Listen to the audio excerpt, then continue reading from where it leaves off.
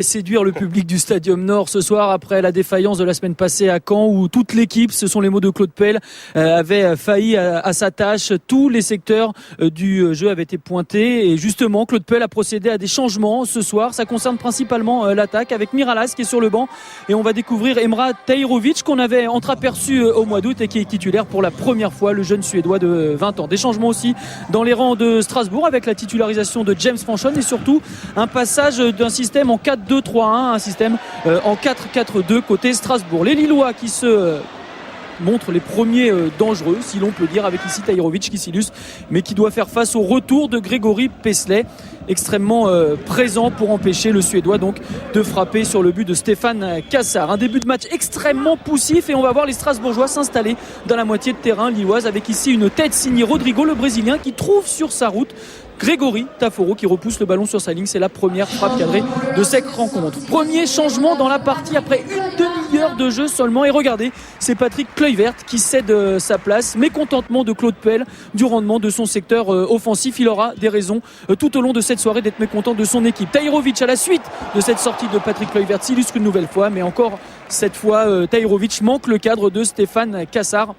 Rarement, les joueurs lillois parviennent à mettre en danger la défense strasbourgeoise. Les Strasbourgeois qui vont profiter des quelques espaces qui se libèrent. Ici, Moulungi récupère le ballon à la limite du hors-jeu. 3 joueurs lillois sont à ses trousses. Aucun ne parvient à le rattraper. 36e minute de jeu et Strasbourg mène 1-0 au Stadium Nord. C'est le 3e but d'Eric Moulungi cette saison. Strasbourg donc qui mène 1-0 et qui, vous le voyez, profite des errements défensifs de cette équipe lilloise. Des errements qui sont déjà collectifs après un peu plus d'une demi-heure de jeu. 5 minutes vont s'écouler après l'ouverture du score. On va retrouver les Strasbourgeois sur coup franc. Un ballon mal renvoyé par la défense. Personne ne monte sur Rodrigo qui frappe de loin. C'est tendu, c'est fort. Ça prend l'intérieur du poteau de Tony Silva. Et ça fait déjà 2-0. On est à 4 minutes du retour au vestiaire pour la mi-temps. Strasbourg mène 2-0. Rodrigo, il est arrivé cet été. C'est son premier but sous le maillot strasbourgeois. Évidemment, ça fait du bien à cette équipe de Strasbourg qui tente beaucoup de choses, qui n'est pas forcément ultra dominatrice dans la partie,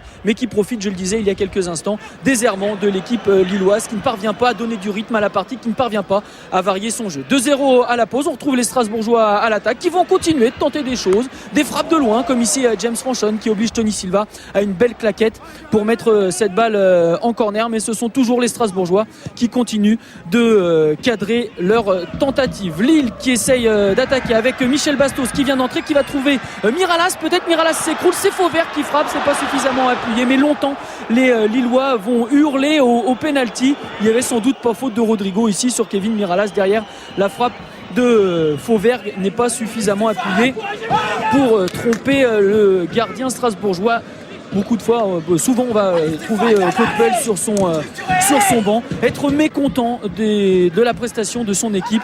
Les Lillois qui continuent sur le rythme qui n'en est pas un en fait dans cette rencontre, un rythme qui court depuis le début. Et puis on retrouve ici les Strasbourgeois avec cette fois Pascal Johansen qui enroule sa frappe, qui trouve le cadre de Tony Silva.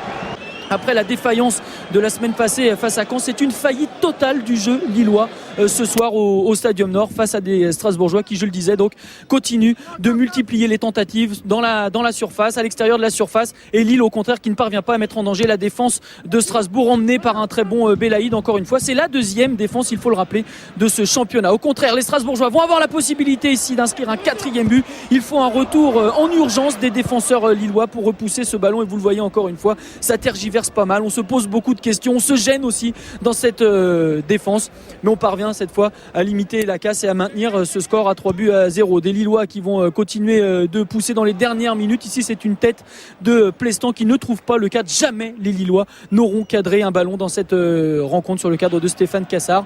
3-0, c'est le score final, c'est la deuxième fois que Lille encaisse 3 buts cette saison. C'est une victoire rassurante au contraire pour les Strasbourgeois. On écoute Jean-Marc Furlan au micro de Bruno Blachon. Oui, c'est très rassurant. Ce qui est rassurant aussi, c'est pas seulement, c'est vrai que le fait comptablement c'est vraiment important sur le plan des points, mais ce qui est important aussi c'est de voir la qualité individuelle des joueurs et la dynamique de groupe qui est importante.